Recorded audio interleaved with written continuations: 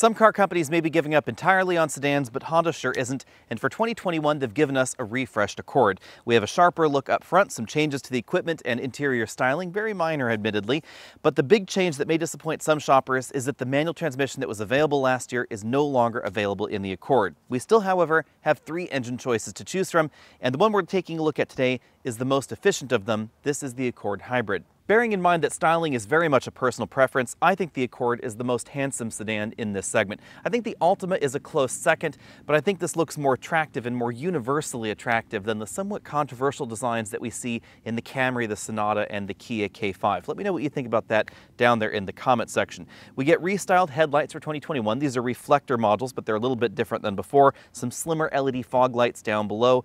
The radar adaptive cruise control sensor is a tiny bit smaller, but it still sticks out there in the middle of the bumper, and then we have well-integrated parking sensors. The model that I'm driving today isn't the base hybrid, this is the most expensive hybrid. This is the 2-ring model with all of the bells and whistles on it.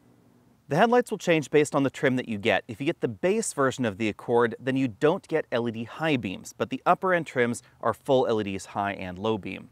Although again, styling is definitely a personal preference thing, I have to say Honda has some really great wheels to my eye. If I were to choose a manufacturer based on the look of their wheels, Honda would be my top pick for the mainstream segment. The Accord looks pretty good even in the base wheels, I have to say. These wheels are wrapped in 235 with Eagle 2-ring tires. These are not the most eco-focused tires available, and I am surprised that on a hybrid model with theoretically almost 50 mpg, we have 235 with tires. Now on the downside, that definitely impacts the real-world fuel economy. Over the last 20 years or so, mid-size sedans have grown in length. Part of that is probably because full-size sedans just aren't as popular as they once were, and so mid-size sedans have grown a little bit to try and fill both voids. At 192.2 inches long, this is really close in terms of length to all of the direct mid-size sedan competition. There's not that much variation in this particular segment when it comes to length. The Accord used to be on the longer side of things, but the K5 and the Sonata have grown in this generation and they are now a little bit longer. But one thing that is unique about the Accord is that in terms of legroom, this is ahead of pretty much every other mid-size sedan and very competitive with vehicles like the Avalon. So whereas Toyota has 2 vehicles that are pretty close in size, the Camry and the Avalon, Honda is fielding just one option, the Accord. The elegant and restrained theme continues out back where we have these sort of C-shaped tail lamp modules. These are combination LEDs, so the turn signals and the backup lights are incandescent. I have to say I'm a little bit surprised by that because this is the 2-ring trim of the hybrid. This is one of the most expensive ways you can get your Accord. Since this is the hybrid model, the exhaust tip is tucked up under the bumper, and then we get a little chrome accent on either side. As with most new Hondas for 2021, the Accord comes standard with Honda Sensing. That's their all-encompassing suite of driver assistance technologies. We have forward collision warning with autonomous braking, radar adaptive cruise control, and Honda's aggressive lane centering system. This model has everything on it, including the optional blind spot monitoring system with rear cross-traffic detection. As before, there are 3 engines to choose from. The base engine is a 1.5-liter turbocharged 4-cylinder engine producing 192 horsepower and 192 pound-feet of torque. That's basically the same engine that we find in the Civic and the CR-V, although power outputs vary based on the model that you find that engine in. You'll get 32 to 33 mpg with the standard continuously variable automatic transmission. Again, no manual transmission is offered in the Accord for 2021. Then we get the 2-liter turbocharged engine, which I know a lot of you were hoping that I would review this time. Hopefully that will be coming over the next few months. That engine produces 252 horsepower, 273 pound-feet of torque, and it's mated to a 10-speed automatic transmission. Fuel economy is notably lower at 26 miles per gallon, but the Accord 2.0T is certainly one of the fastest mid-size sedans that you can get. Whether or not that sedan is actually faster than the Sonata N-Line or the K5 GT, you'll have to wait until I can get my hands on one for a retest. Then there's this engine, the one that we're taking a look at today. This is a 2-liter hybrid system. The engine itself produces 143 horsepower, and the electric motor on this side of the engine bay produces 181 horsepower and 232 pound-feet of torque. According to Honda, this hybrid system produces 212 horsepower total, but if you want to know about all the intricacies of that calculation, you'll have to check out my video on the Honda 2-motor hybrid system. In a nutshell, most of the time, the 181 horsepower motor on this side is going to be giving you the peak power from the system. It'll pull 143 horsepower from the engine and then the rest from the battery. A complaint about this hybrid system from some reviewers has been that because this is a serial hybrid system under a wide variety of operating conditions, every speed under 43 miles per hour and whenever extra torque is required. The engine RPMs don't necessarily match the throttle position and the speed of the vehicle. Personally, that's never bothered me, but I'd love to hear your thoughts on it down there in the comment section, especially if you own a Honda hybrid. According to the EPA, this engine should be good for 48 mpg combined. That is below the Camry and of course the new Sonata hybrid, but there aren't as many hybrid options in this segment as there have been in the past. For instance, there's no K5 hybrid for some reason. Bearing in mind that I am driving the top-end trim of the Accord, I'm going to give these seats 9 out of 10 points. We have a 4-way adjustable lumbar support for the driver, which is something that we don't find in all the competition, and we have a tilt-telescopic steering column with a reasonable range of motion. Now on the downside, this passenger seat does not have the same range of motion as the driver. In this trim, it doesn't have the 4-way lumbar, and the bottom seat cushion does not move in the same way either. Which back seat is right for you will depend on your priorities. The Accord has a ton of legroom. You'll definitely see that on the chart on the side of your screen. If you're looking for a sedan to accommodate rear-facing child seats, this is going to be excellent. I have about a foot of legroom with this front seat comfortably adjusted for me at 6 feet tall. However, headroom definitely falls behind some of the newer competition. The Sonata is especially surprising since it has a really swoopy roofline. I had expected the rear seats to be more cramped than they are. You'll definitely find more headroom in it. If I sit in sort of a natural position here where my head is not on the headrest, things are okay. But if I try and lean back there to put my head on the headrest, I have to kind of crane my head to one side in order to fit. You will definitely notice that in the middle seat position where there's just not enough room to put my head back there towards the headrest. If I scoot all the way over to the right side, this front seat is all the way back in its tracks, and as you can see, I still have about 4 inches of legroom left. If you've got a family of folks with long legs but not terribly tall torsos, this is going to be an excellent option. Or again, if you're looking for a vehicle to accommodate especially rear-facing child seats, as you can see, there is a ton of room in the Accord. And that's because Honda has located the hybrid battery pack under the rear seats rather than in the cargo area as we saw in previous generations of mid-size sedan hybrids. Behind the trunk lid, we find the largest trunk in this segment, just under 17 cubic feet, although it's worth noting that even though this is larger than most of the mid-size sedans out there, you won't actually fit more 24-inch roller bags in this cargo area. It just has to do with the way the cargo area is shaped. It is particularly wide, however, in this rear section from one side to the other, so if you have larger and longer items like some of those strollers or golf bags, they're going to fit in here more easily than in some of the competitors. The Accord's cargo area continues to be particularly tall. This is a 22-inch roller bag, the largest size you can carry onto a domestic flight in the US, and as you can see, you can almost close the trunk lid. If you had a 21-inch roller bag or something a little bit more soft-sided than this bag, you could line them across back here and still close the trunk. We do, however, have hinges that impact the cargo capacity. A hidden hinge would really be a nice touch here. In order to save weight, Honda deletes the spare tire. Instead, we get some additional storage space under the load floor. However, if I pull this divider out, you'll notice that we still have the mounting point for a spare tire. So if you wanted to put the regular spare tire in the Accord Hybrid, you could definitely do that. Thanks to the generous dimensions of this cargo area, I'm going to give this 9 out of 10 points in my exclusive Trunk Comfort Index. One thing to note is that if you get the base Accord, you don't have a 60-40 folding rear seat like we find in this model. Instead, it's a 100% folding bench, so you either have it folded or you have people in the back.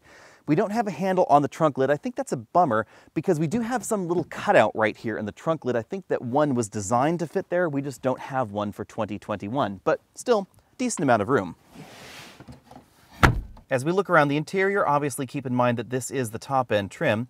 We have a pretty standard-sized moonroof right here over the driver and front passengers' heads, so no panoramic moonroof available. The driver and front passenger have height-adjustable shoulder belts, and from this angle you can really see how stylized the front seats are. They have sort of this aggressive shoulder design and then a teardrop-shaped headrest. The leather upholstery in this model is perforated because the front seats are both heated and ventilated. We have moderate bolstering on the seat back and less aggressive bolstering on the seat bottom cushion, so larger folks shouldn't have any troubles finding a comfortable seating position. Moving over to the front doors, we have a two-tone color scheme going on, some pretty large pockets down there at the bottom of the door, and a mixture of soft and hard touch plastics. So we have a soft touch armrest, soft touch upper section just above that armrest, but then this middle section is a hard plastic. Then we get some imitation wood trim and then soft plastics at the top of the door where you might want to rest your elbow. Moving over to the dashboard, we have large air vents for the driver and front passenger. The two-tone scheme continues. We find hard plastics lower on the dash, soft plastics upper on the dash, and then this really believable open pore imitation wood trim. What's interesting about this is that very much like the Nissan Altima, this has a smooth finish to it. So it looks like it has open pores and texture, but when you feel it, it's actually smooth. It's not rough to the touch. In the middle of the dash, we have a standard 8-inch display, but the feature set changes based on the trim level you get. This model features wireless CarPlay integration that is only available in certain trims. But a nice touch with the Accord is that you have the choice of whether you want to run CarPlay wireless or wired. At the moment, I'm running it wired. Some vehicles out there with wireless CarPlay will only allow you to connect the phone via that wireless interface. And personally, I like the cable a little bit better because it'll charge the phone a little bit more rapidly. The graphics on the infotainment system I find a little bit more pleasing than what we see in the Camry. We have a PowerFlow display right there because this is the hybrid system. We have some physical buttons on either side, but as far as ease of use goes, I think this is honestly pretty similar to the Camry as well, and perhaps one step below what we find in the Sonata and the K5. I find their system just a little bit more intuitive, but very, very similar, to be honest, between all of the options available in this segment. Panning down the dashboard again, we have more of that imitation wood trim, the engine start-stop button. These sections of the dash are hard plastics. Dual zone automatic climate control right there. A storage area, which is probably being blocked by my USB cable, I think. Ooh, let's see if we can open it. There we go. And in here we find 2 USB ports, 1 charge-only port, 1 interface port for that system, and then a Qi wireless charging mat. Obviously, if I had a smaller phone, it wouldn't block the use of that little cubby, but with the phone my size, that seems to be a problem. We have Honda's Hunt and Peck shifter down here, drive, neutral, reverse, and park, 2 large cup holders, and then some drive mode buttons, an econ button, sport mode button, and then an EV mode button. Behind those buttons, we find the electric parking brake and the button to engage and disengage the auto brake hold. Although I'm not the biggest fan of push-button shifters, it does make accessing the cup holders pretty easy. Moving back, we have a padded center armrest. It opens to reveal a fairly large storage area. We have a charge port right in there, and this is large enough to accommodate a half gallon of milk on its side. Since this is the top trim, we have a full-color heads-up display and a partial LCD instrument cluster. We have LED gauges for the battery level on the left and the fuel gauge over here on the right side. There's a physical speedometer on the right. There's some accent lighting that changes color, so if I put it in sport mode, you can see that it turns red, and if I'm driving in an ecological fashion in eco mode, it would turn green. Over here on the left side, everything from that 40 mile per hour sign right there all the way over to the left side, that's all part of the color LCD. The content within the power and charge gauge is adjustable via a scroll wheel and button on the steering wheel, but the theme of the left side of the display doesn't really change. The steering wheel is a round 3-spoke design. We have sport grips up top, it's leather wrapped, and then there are paddles on the back of the steering wheel. But these are not paddle shifters like we find in CVT-equipped vehicles. Instead, these are regen braking paddles, so you can adjust the level of throttle liftoff regen that you get by clicking the paddles. More regen on this side, less regen by clicking the right paddle. The controls for the radar, adaptive cruise control system, and lane keeping assistance are over here on the right side of the steering wheel. There's also a button for the heads-up display. And then on the left side of the steering wheel, we have buttons for the infotainment system. Out on the road, acceleration is peppy in the hybrid model. 0 to 60 happened in 6.6 seconds in this model.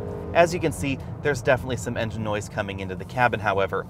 Some folks have complained about Honda's hybrids because the engine noise is not always linked with throttle position or the speed or the acceleration that you're commanding. That's because this is a serial hybrid system. It speeds below 45 miles an hour approximately or so, and anytime you're requesting higher torque. Put simply, a serial hybrid is where the gasoline engine is running a generator and then the electric motor is driving the wheels.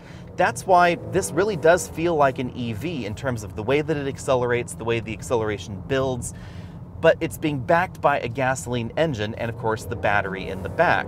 So in many situations, this feels a bit like a mid-level EV in terms of the way that it accelerates. We have a decent amount of torque, and that's why we get 0 to 60 in 6.6 seconds, even though the electric motor is only rated for 181 horsepower.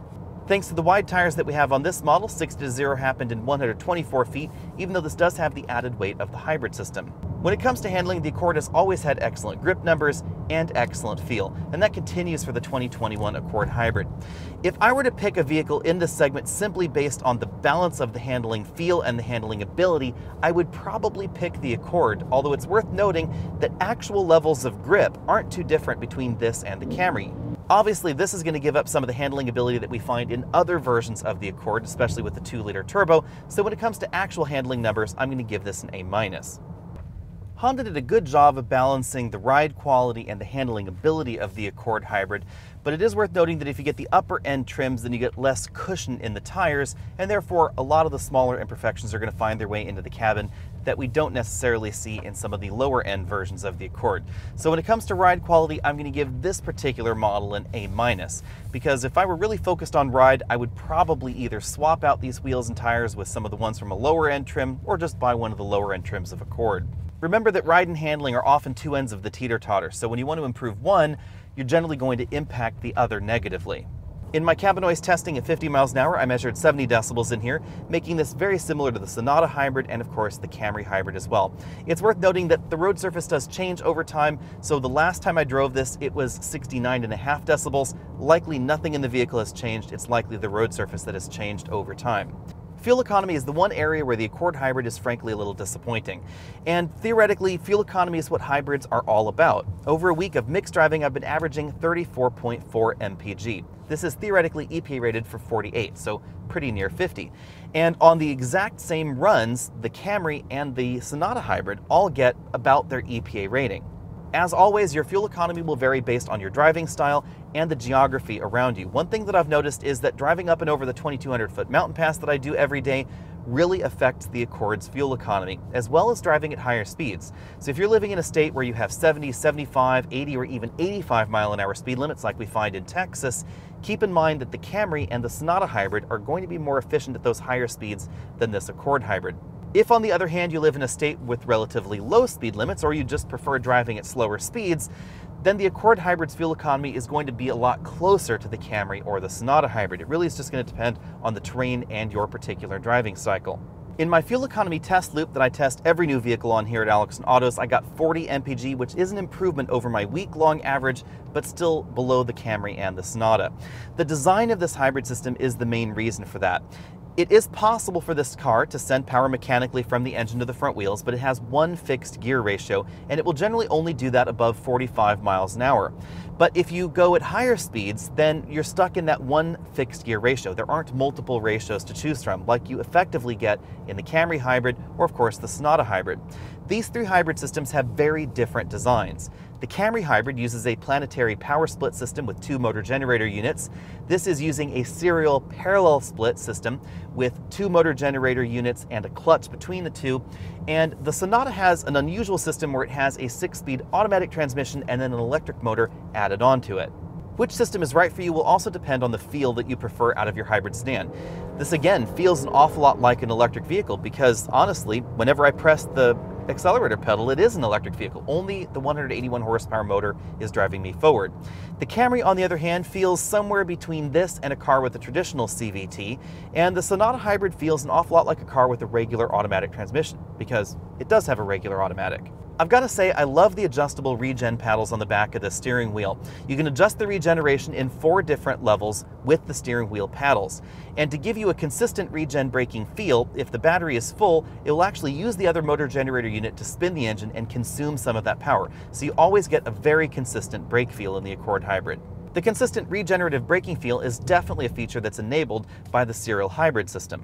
If the vehicle's in drive and not in sport mode, then it won't remember the regen setting. So if you adjust it with the paddle, come to a complete stop and then start off again, it will go back to its default. But if you put the vehicle in sport, then it's going to remember that more aggressive regen feel that some folks might like. For this model year, the Accord Hybrid starts at $26,570, and the important thing to know about hybrid midsize sedans is that there are really only 3 options in the US right now. The Malibu Hybrid is dead, and the Ford Fusion is dead entirely. That leaves just the Camry and the Sonata as true Accord Hybrid competitors. Now, if you wanted to expand the pool out a little bit, you could look at some of the other hybrids and plug-in hybrids out there like Honda's own Clarity, or of course the Avalon Hybrid if you wanted something that was a little bit bigger, but in the mid-size sedan segment, it's really just these 3. So with that in mind, let's dive right into the competition. The first competitor obviously is going to be the Camry Hybrid. The Camry Hybrid starts a little bit more expensive at $27,270, but it is significantly more efficient in real-world driving. According to the EPA, the difference is about 5 miles per gallon, but in real-world driving, that difference is probably going to be more on the order of 10 to 15 miles per gallon, especially if you routinely drive at higher highway speeds. So if you're living in a state like Texas where we have speed limits up to 80, 85 miles an hour, the Camry is going to be an awful lot more efficient on the highway than the Accord. It's just down to the design of the hybrid system. The Accord Hybrid at higher speeds is operating as a parallel hybrid, and to do that, they close a clutch between the engine and the drive wheels. It's sort of like a car with a manual transmission that only had 5th gear. The higher speeds that you go, the higher the engine is revving up and the further outside of its most efficient power band it is. In general terms, the Accord Hybrid is going to give you those really efficient EPA highway ratings at around 55 to 65 miles an hour, but the moment you start going above 65, the efficiency really starts to drop. And we don't see as much of a drop as quickly in the Camry Hybrid. Now on the downside, the Camry Hybrid isn't quite as quick. 0 to 60 happens in just under 7 seconds versus just over 6.5 seconds in the Accord Hybrid. Stopping distances are relatively similar because they have pretty similar tires, but the Camry has a smaller trunk. Once upon a time, there were a few more compromises in hybrid mid-size sedans. Oftentimes, the trunk shrunk dramatically because of the location of the battery, but all three of the options we're talking about in this video have their batteries under the rear seat deck. Now, there is a bit of a problem for that. Vehicles like the Camry and the Sonata do get cut in terms of headroom a little bit because of that battery pack location. We don't see as much of a change in the Accord. But you'll still find more headroom in the back of the Camry than you will in the Honda. The Honda Accord has a ton of legroom. It really is very, very stretched out, but because of the profile of the vehicle, rear seat headroom is just not as generous as it is in the Camry, even when the Camry Hybrid loses almost an inch in terms of rear headroom versus the non-hybrid model. We don't see quite as much of a shrink in the Sonata, which is our next competitor here. It starts at $27,750, and even though the regular Sonata has a little bit less headroom than the regular Camry, when we talk about the hybrid model, we lose so much more in the Camry that actually the Sonata has a little bit more headroom in the back. In terms of general design, the Sonata is the newest in this group, so it does feel a little bit more modern inside and outside than either the Accord or the Camry, and the trunk slots right between the two vehicles. If you're looking for the biggest trunk, that's certainly going to be the Honda. If you're looking for the most dynamic hybrid in this group, that may not be the Sonata Hybrid. It's relatively slow at 7.9 seconds 0 to 60. Handling is pretty good. I think the suspension is definitely tuned just about as well as the Camry or the Accord, but it is going to be significantly slower. On the other hand, it's going to feel more like a traditional car because it does have a traditional 6-speed automatic transmission. At higher highway speeds, that seems to give it slightly better fuel economy than we find in the Accord Hybrid, but not quite as good as we see at those higher speeds in the Camry Hybrid.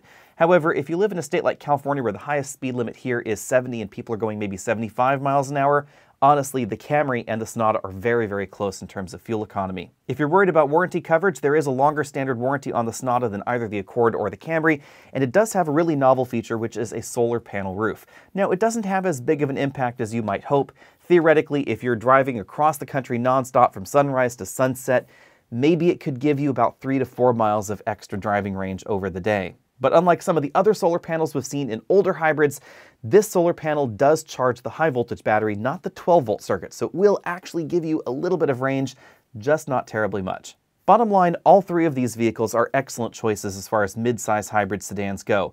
If, however, you're looking at a mid-size hybrid sedan really as a fuel-saving purchase, then the Camry or the Sonata are going to be better than the Accord Hybrid.